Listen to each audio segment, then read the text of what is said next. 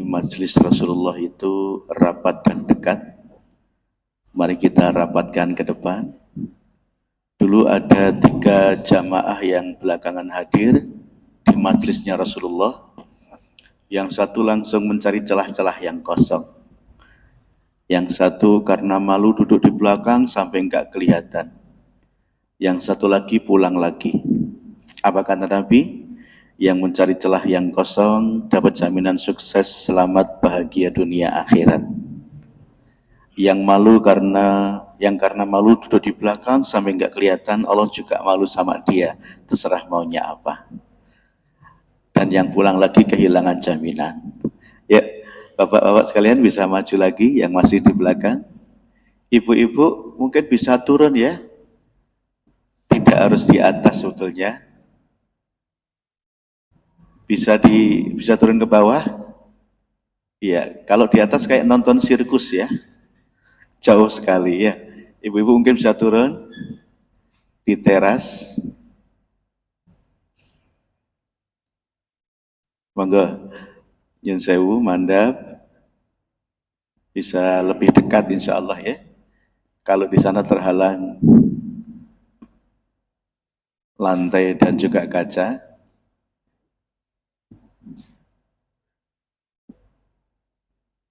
Silakan ibu-ibu bisa turun.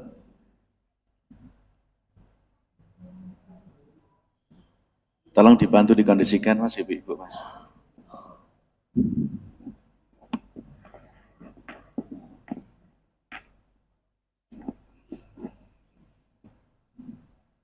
Sambil menanti ibu-ibu turun, kita agungkan asma Allah terlebih dahulu. Ya.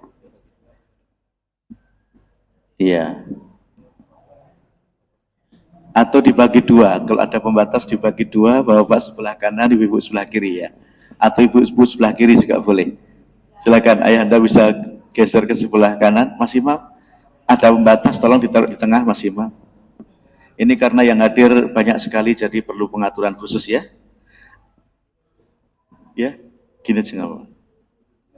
Ibu di belakang aja, ya sudah. Mas Farizi berarti nggak apa ibu di belakang ya, nggak usah pakai itu ya.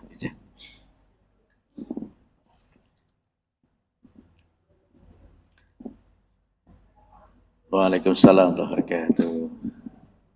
Silakan ibunda sekalian bisa mencari duduk yang nyaman.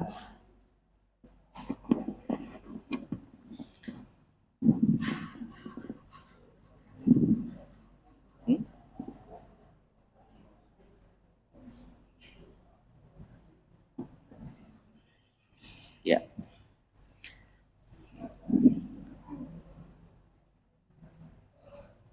Iya, ibu-ibu masih ada yang dalam perjalanan, kita tunggu sebentar.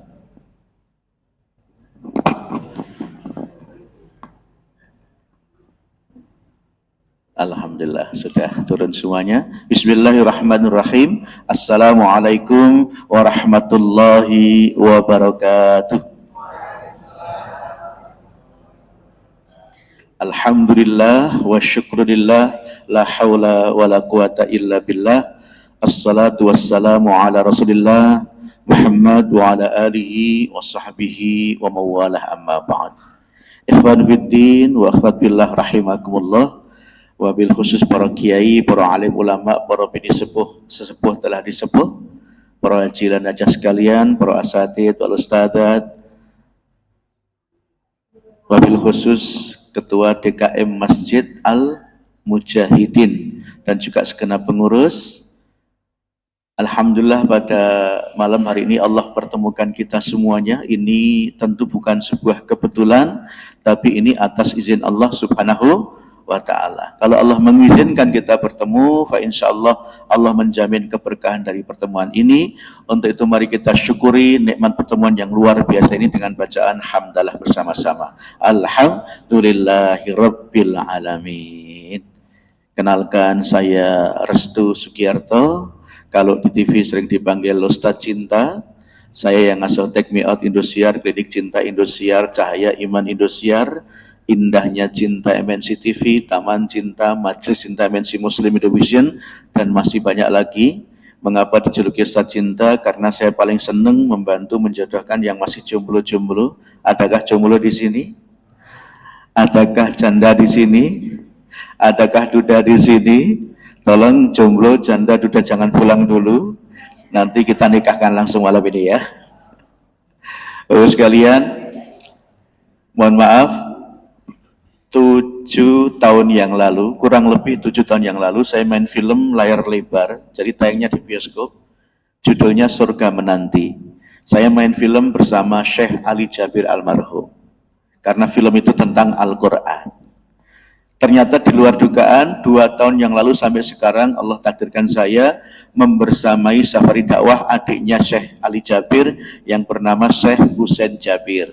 Syekh Husain Jabir itu yang mengasuh program Hafidh Indonesia di RCTI. Beliau ini putra yang ke-7. Dan mulai Januari 2023 sampai sekarang Allah takdirkan lagi saya bersamai adiknya Syekh Ali Jabir, yaitu Syekh Anas Jabir yang ada di hadapan kita ini. Beliau ini adalah putra yang ke-11. Dan mulai September kemarin Alhamdulillah Allah takdirkan saya bersamai lagi adik beliau yang paling kecil, namanya Syekh Abdullah Jabir, itu putra yang ke-12. Jadi 12 bersaudara dari satu ibu, semua insya Allah ahli Quran, sangat mencintai Al-Quran. Dan keluarga besar Syekh Anas ini semuanya merindukan kita jadi pecinta Al-Quran. Yin sewu, angkat tangan yang cinta Quran, yang nggak cinta boleh pulang ya. Semua cinta? Semua cinta? Masya Allah, luar biasa. Bapak sekalian, Syekh Anas ini Masya Allah di usia 13 tahun Allah izinkan hafal 30 juz. Kalau kita 13 tahun sudah hafal juz 30, betul. Beda tipis ya, kalau beliau 30 juz, kalau kita juz 30. Di usia 14 tahun beliau sudah menjadi imam di masjid-masjid di kota Madinah. Beliau ini lahir dan besar di kota Madinah. Di sana imam tidak harus yang paling tua, tetapi yang utama yang ahli Quran meskipun masih kecil. Subhanallah. Dan karena cinta beliau dengan umat Islam Indonesia, beliau mengikuti kakak beliau, Syekh Ali Jabir almarhum, hijrah ke Indonesia. Dan gak tanggung-tanggung beliau nikah juga dengan orang Indonesia, orang Lombok. Alhamdulillah sekarang dikaruniai 3 anak, insya Allah putra yang keempat akan lahir Januari besok insya Allah. Jadi Masya Allah beliau ini di usia yang masih muda, insya Allah sudah jadi ahli Quran dan cinta betul dengan umat Islam Indonesia karena Allah Subhanahu wa Ta'ala. Maka sampailah beliau di Masjid Mujahidan ini atas izin Allah. Maka malam ini saya nggak akan ceramah tentang cinta maupun jodoh maupun pernikahan. Nanti yang punya masalah cinta, jodoh, pernikahan langsung ketik nomor ini ya. Kelihatan nomor saya? Kayak di TV-TV itu ya. Malam ini kita khususkan waktu untuk Syekh Anas Jabir, tapi saya mohon izin nanti pas masuk waktu Isya, kita sholat Isya berjamaah terlebih dahulu. Setelah itu nanti kita lanjutkan sebentar, jadi jangan pulang dulu. Karena nanti Syekh Anas Jabir akan bagi-bagi hadiah khusus. Dan juga kita akan nonton sebuah video yang terkait dengan kondisi saudara kita di Palestina terkini. Jadi ada waktu yang perlu kita luangkan sebentar, insya Allah nggak sampai jam 8 insya Allah. Okay? Siap semuanya? Mau dimundurkan isya-nya atau kita isya dulu baru lanjut sebentar? Isya dulu ya? Ya, kita sepakat isya dulu seperti kemarin di Masjid Ar-Royan ya, di Jombang. Bismillah, waktu sebelumnya kita akan haturkan untuk Syekh Anas Jabir, tapi sebelumnya saya permintaannya satu dulu, tolong semua senyum dulu. Tolong semua senyum dulu. Jangan ada yang cemberut, semua senyum dulu. Orang yang senyum sekali sehari insya Allah masih hidup. Orang yang senyum 10 kali sehari sehat. Orang yang senyum 100 kali sehari sama dengan olahraga mendayung 10 menit, sehat banget. Tapi yang senyum-senyum 7.000 kali per hari perlu kita periksakan. Sehat semuanya? Alhamdulillah. Waktu sebenarnya sekarang kita haturkan untuk Syekh Anas Jabir. Falyatafaddal mashkura. Bismillahirrahmanirrahim. Assalamualaikum warahmatullahi wabarakatuh.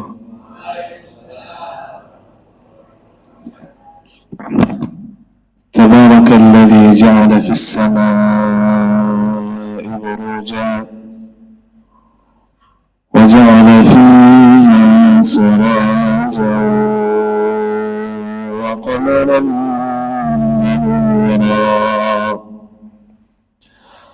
وهو الذي جعل الليل والنهار خلفة لمن أراد أن يذكر أو أراد شكورا أشهد أن لا إله إلا الله وحده لا شريك له ولي الصالحين وأشهد أن نبينا وحبيبنا ومولانا محمد صلى الله عليه وسلم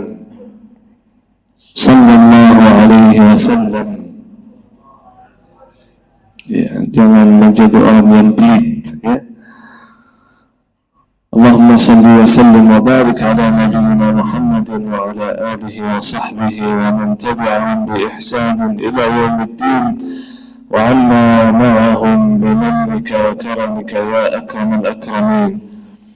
Subhanaka la ilma lana illa ma 'allamtana innaka antal alimul hakim. Maha suci Allah, kita tidak mempunyai ilmu apa-apa, hanya saja apa yang diberikan oleh Allah Subhanahu wa ta'ala.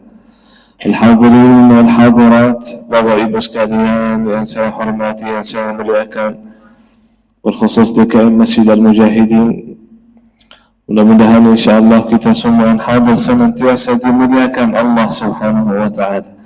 Amin ya rabbal alamin. Karena dalam hadis Rasulullah sallallahu alaihi wasallam, saat kita berada di majelis ilmu, kita akan mendapatkan sakinah, ketenangan, kita akan mendapatkan rahmat Allah. Yang jaminkan kita masuk surga itu adalah rahmat Allah Subhanahu wa ta'ala, dan dilindungi oleh para malaikat, bahkan mendoakan kita, ya Allah sayangilah mereka, ya Allah rahmatilah mereka, dan akan disebutkan namanya satu persatu oleh Allah Subhanahu wa ta'ala.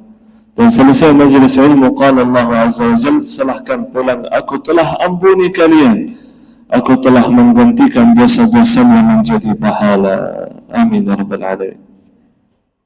Kata malaikat, ya Allah, inna fihim abdaka fulan laysa minhum. Ya Allah, ada di tengah-tengah mereka seseorang bukan dari golongan mereka, yang biasanya tidak hadir majlis ta'lim. Ini baru kali ini aja dia datang. Bisa jadi orang lewat saja, lihat orang berkumpul, masuk duduk sama mereka. Apakah orang yang datang majlis ilmu bukan tujuan yang menuntut ilmu atau tidak ikhlas, dapat pahala atau tidak? Dapat? Walaupun tidak ikhlas? Walaupun tidur? Ada yang tidur belum ini? Sebentar lagi. Walaupun tidur, walaupun tidak ikhlas, dapat pahala? Qala Allah Azza wa Jalla, dia juga aku telah ampuni. Kenapa ya Allah? Humul qawm la yashqa bihim jalisuhum. Siapa saja yang berkumpul dengan mereka tidak akan merugi, kata Allah. Cukup saja kita berkumpul dengan orang salih. Apa kata Imam Syafi'i? Uhibbus salihina wa lastu minhum. Aku mencintai orang salih, salihah. Padahal kalau pribadi bukan orang salih, banyak dosa, banyak maksiat. Tapi kenapa kita mencintai orang salih dan salihah? Kenapa? La'alli an anala bihim syafa'ah. Dan aku harapkan mendapatkan syafaat orang salih-salih. Allah menceritakan dalam Al-Quran, ada orang selamat dari neraka Jahannam, masuk surga. Padahal kata ahli neraka, kok orang ini bisa selamat dari neraka Jahannam? Bahkan dosanya banyak, kita kenal sama orang ini.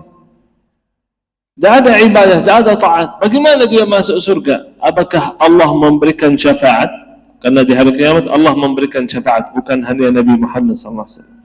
Kata malaikat, tidak. Apakah para nabi dan rasul memberikan syafaat? Kata malaikat, tidak. Apakah dia mendapatkan syafaat malaikat? Tidak. Mendapatkan syafaat orang tua atau anak soleh? Enggak juga.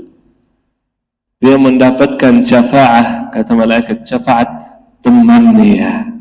Teman. Dia bukan orang saleh, tapi temannya orang saleh. Maka nyesal itu ahli neraka. Kata mereka sebagaimana Allah berfirman, "Fama lana min syafi'in." Fama lana min syafi'in wala sadiqin hamim. Tidak ada yang memberikan syafaat kepada kita. Kenapa tidak punya teman saleh? Karena teman itu tidak akan lupakan. Tidak akan lupakan. Kalau teman saleh, dia akan masukkan kita dalam surga. Kalau teman buruk, na'udzubillah, saat dia masuk dalam neraka, kata dia, ya Allah, temanku itu dia yang sesatkan saya. Ya Allah, masukkan juga dalam neraka. Sebenarnya teman itu tidak akan lupa dengan temannya.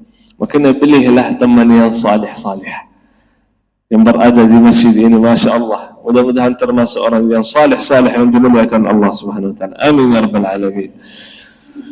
Cerita singkat, saya dan keluarga saya semuanya bersaudara lahir di Madinah. Orang tua saya lahir di Yaman. Ayah dan ibu lahir di Yaman.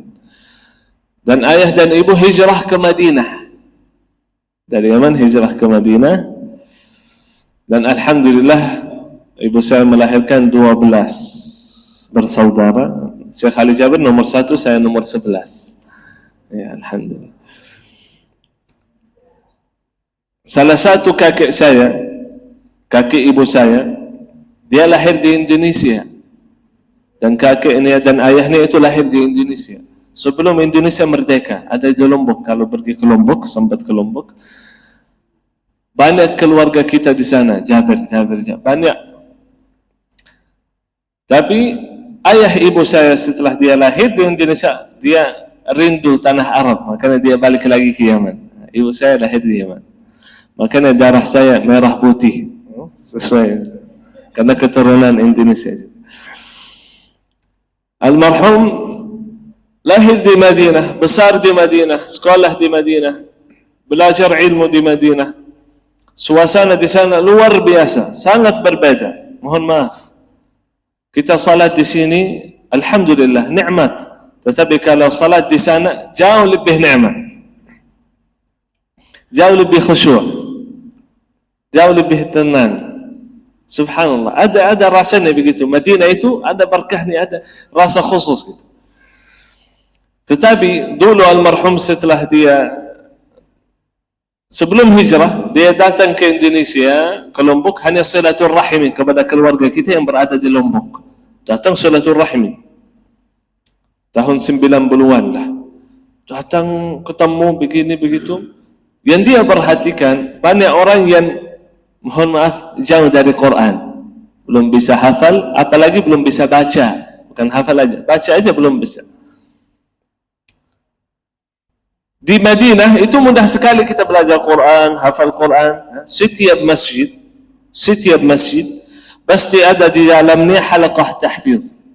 Kalau Allah insyaAllah izinkan kepada jamaah sekalian, Allah memberikan undangan bisa berangkat umrah dan haji, amin ya rabbal alamin.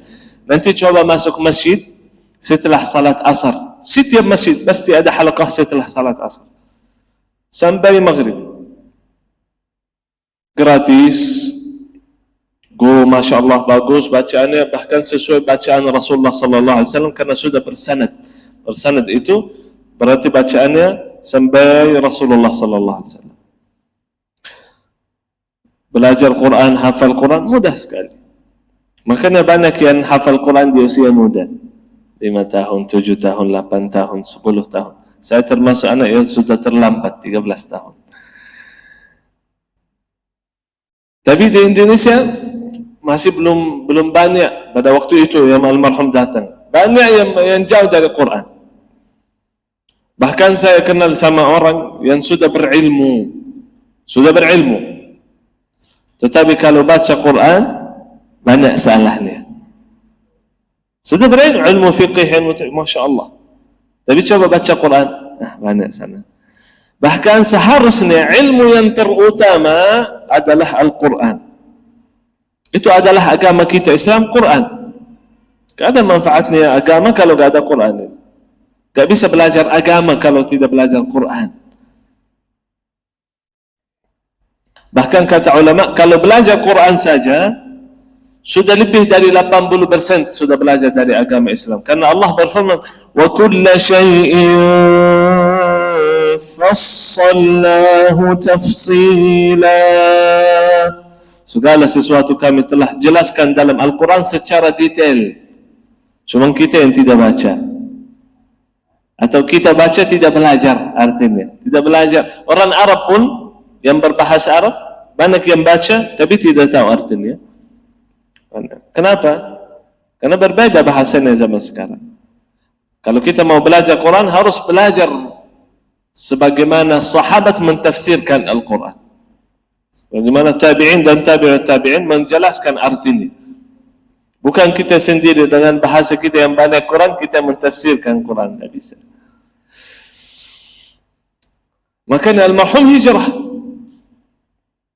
Karena kemuliaan umat Nabi Muhammad sallallahu alaihi wasallam itu adalah Al-Quran. Kehormatan umat Nabi Muhammad. Yang membedakan umat Nabi Muhammad sallallahu alaihi wasallam dan ummah-ummah yang mendahului kita itu adalah hanya Al-Quran. Tidak ada selain Al-Quran. Kalau kita bilang salat, kita salat setiap hari. Orang yang mendahului kita salat setiap hari. Bahkan ada orang yang Rasulullah sallallahu alaihi wasallam ceritakan, dia salat, dia ibadah kepada Allah 500 tahun. Tidak pernah dosa, tidak pernah maksiat. Karena dulu ada yang mereka namakan rahbaniyah. Rahbaniyah itu dia buat satu kamar, bangun rumah dari kayu, dan dia masuk dalam kamar itu tidak keluar sama sekali sampai meninggal. Ada orang sampai meninggal, ada orang cuma 10 tahun, ada orang 1 tahun. Apa yang dia melakukan? Hanya ibadah kepada Allah subhanahu wa ta'ala.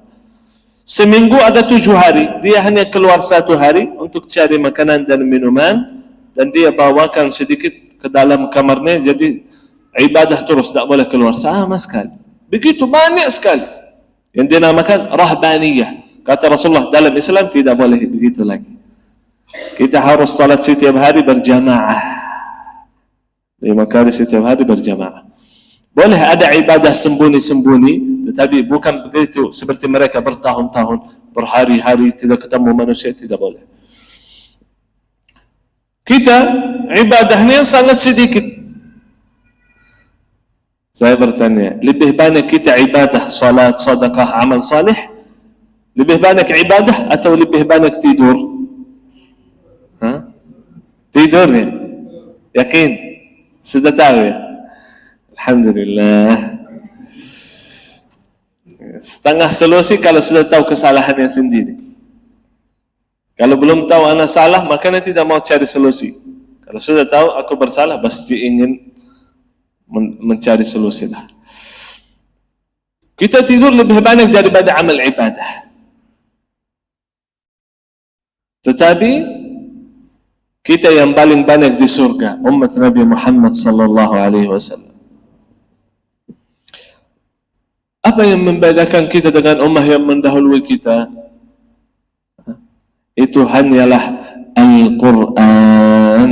Kalau kita bilang salat, mereka salat. Kalau kita bilang puasa, mereka puasa. Kalau kita bilang sedekah, mereka sedekah. Kalau kita bilang zikir, subhanallah, alhamdulillah, la ilaha illallah, Allahu akbar, astaghfirullah, semuanya berzikir kepada Allah subhanahu. Seluruh para nabi dan rasul berzikir kepada Allah subhanahu. Tetapi hanya Rasulullah sallallahu alaihi wasallam yang membaca Al-Quran, dan hanya umat Nabi Muhammad sallallahu alaihi wasallam yang membaca Al-Quran. Satu malam, malam Lailatul Qadar, kenapa menjadi lebih baik daripada 1000 bulan? Kenapa? Karena Rasulullah lahir di malam Lailatul Qadar? Karena Allah turunkan Al-Quran pada malam Lailatul Qadar. Quran turun lebih baik daripada 1000 bulan. Subhanallah. Khairukum, kata Rasulullah sallallahu alaihi wasallam, yang terbaik, yang termulia, yang belajar Al-Quran dan mengajarnya. Tidak ada yang lebih baik. Subhanallah. Kemuliaan kita itu Quran. Bahkan jangan kira Quran itu keberkahannya hanya di akhirat. Karena anak yang hafal Quran di hari kiamat dia akan memberikan syafaat kepada orang tuanya. Bukan hanya orang tuanya, tapi keluarganya pun mendapatkan syafaat. Dia sambut orang tua, tidak boleh masuk neraka orang tuanya. Salah satu riwayat dia berdiri di depan pintu surga. Ya Allah, saya tidak akan masuk surga sampai orang tua saya masuk bersama saya. Orang tua buruk, anaknya salih mendoakan orang tua. Tentunya harus orang tua meninggal muslim, ya. Allah masukkan dalam surga. Bahkan anaknya memberikan kepada orang tuanya mahkota dari surga yang bersinar lebih dari sinarnya matahari. Mendapatkan kemuliaan berbedaan dengan seluruh manusia yang lain. Kenapa? Karena anaknya hafal Quran. Bukan karena dia hafal Quran, karena anaknya hafal Quran. Mendapatkan syafaat. Apalagi kalau dia juga hafal Quran. Kalau ingin anak kita berbakti kepada kita di dunia dan di akhirat, dan setelah kita meninggal saat dia masih hidup di dunia, kata ulama, ajarkan anak kita Al-Quran. Banyak orang yang saya kenal, yang saya ketemu, yang namanya orang kaya raya, yang dia selalu memberikan kepada anaknya apa yang dia minta. Ada orang kaya yang tidak belit, ada orang kaya yang belit. Ada orang selalu memberikan kepada anaknya apa saja yang dia minta. Kasih mobil, kasih rumah, kasih uang, kasih semua, kasih semua, kasih semua. Nanti kalau anaknya sudah besar dan orang tuanya sudah tua, apa yang dia melakukan anak itu? Kalau dia tidak belajar Quran, kalau dia tidak belajar agama, apa yang dia melakukan? Tahu enggak? Dia tinggalkan orang tua. Sering saya ketemu. Bukan 1, 2, 3, 5 orang, 10 orang. Enggak. Banyak. Orang tua yang berada di rumahnya sendiri cuman berdua. Saya bertanya, berapa anaknya Pak? Berapa anaknya Bunda? 10. Ada yang bilang, 10 anak saya. Di mana anaknya 10? Satu di sana, satu di situ, satu di luar negeri, satu di sini. Mana gak ada satu pun yang dekat dari orang? Ya emang, anaknya lagi sibuk dengan keluarganya. Subhanallah. Ada yang anaknya 5 jauh dari orang tuanya. Kenapa? Karena tidak ajarkan anak itu agama. Banyak anak yang saya mendengar ceritanya, dia bunuh orang tuanya. Dia bunuh orang tua. Kenapa dia bunuh orang tua? Supaya dapatkan harta. Supaya dapat harta aja. Subhanallah. Banyak orang senang kalau orang tua meninggal. Alhamdulillah akhirnya meninggal, ini dapat warisan. Setelah orang tua meninggal, tak pernah dia doakan orang tua, bersedekah atas nama orang tua. Tak pernah. Dia sudah lupa dengan orang tuanya. Jangan kira itu cerita-cerita yang dimimpi, yang kita menkhayal aja. Enggak. Ini terjadi di zaman kita. Dari dulu sampai sekarang begitu saja. Karena anak yang tidak belajar agama, kenapa dia berbakti bagi orang tua? Tidak ada. Tidak ada yang berbakti kecuali kalau dia harap ridha Allah, harap surganya Allah, taat kepada Allah. Setelah orang tua meninggal, selalu saya melihat ada orang infak atas nama orang tua, mendoakan orang tua. Makanya dalam hadis Rasulullah, amal orang terputus kecuali hanya 3. Salah satunya anak salih. 10 garis di bawahnya. Anak salih atau salihah tentunya. Bukan anak yang mendoakan orang tua. Salih atau harus menjadi anak salih dan salih, baru diterima doa. Makanya ajarkan anak kita sebagaimana kata ulama, ajarkan anak kita Quran Nanti Quran akan ajarkan anak kita segala urusan dunia dan akhirat. Quran yang arahkan. Saya ketemu seseorang yang sederhana, miskin, di Sumatera, di Pulau Nias. Dia tinggal di Pulau Nias. Pulau Nias itu 5% saja orang muslim. Beliau ini dengan istrinya Allah karuniai mereka Masya Allah melahirkan 10 anak. 10 anak. Yang rumahnya demi Allah sangat sederhana. Sangat sederhana. Kecil. Makanannya terbatas. Saya lihat hanya ikan sama nasi sedikit. Piringnya bukan piring emas atau piring yang peraknya. Biasa saja, gak ada AC, gak ada TV, gak punya HP, gak ada apa-apa di rumah itu. Rumah yang sangat sederhana, seperti rumah orang kampung. Sekarang rumah orang kampung lebih mewah juga. Saya sering masuk kampung-kampung, Masya Allah. Rumah di kampung itu belosok-belosok. Kita berjalan 7 jam, 8 jam, rumahnya mewah, Masya Allah. Di sana sangat sederhana. Melahirkan 10 anak, 9 anak dari 10 hafal Quran 30 juz. Hafalan yang lancar. Nanti coba tulis di YouTube Hasan Basri. Hasan Basri itu salah satu anaknya. Hasan Basri. Yang ke-10 kenapa tidak hafal Quran? Saya bertanya. 9 aja, kenapa ke-10 belum hafal? Ke-10 umurnya 2,5 tahun. Rata-rata di antara anaknya yang paling tua, itu yang paling tua hafal Quran di usia 12 tahun. 12 tahun hafal Quran 30 juz. Yang paling kecil usia 5 tahun hafal Quran 30 juz. Belum bisa sedikit pun berbahasa Arab. Belum bisa. Dan saya sendiri mendengar bacaan ayahnya, itu namanya Abdul Rahim. Dia baca Quran, saya mendengar. Dalam hati saya bilang, subhanallah, ini orang yang awam, yang bacaannya banyak salah. Karena saya tahu, alhamdulillah, saya ustaz guru ilmu tajwid. Jadi saya tahu banyak salah yang dia baca. Ini yang bacaannya salah. Kok anaknya hafal Quran 30 juz, bacaannya lancar, fasih. Nanti baca itu Hasan Basri. Demi Allah lebih bagus daripada banyak orang Arab. Bacaan anaknya itu Hasan Basri dan anak-anak yang lain. Saya bertanya, bagaimana anaknya bisa begitu lancar? Dia bilang, kita di rumah hafal Quran dulu sama ibunya. Saya bilang, ibunya orang ulama ya, ustazah ya. Ibu saya orang awam, seperti orang tua saya. Orang tua saya orang awam, tidak lulus SD. Ayah saya tidak lulus SD. Ibu saya juga orang awam. Tapi berjuang di jalan Allah, karena Allah berjanji, walladzina jahadu fina lanahdiyannahum subulana.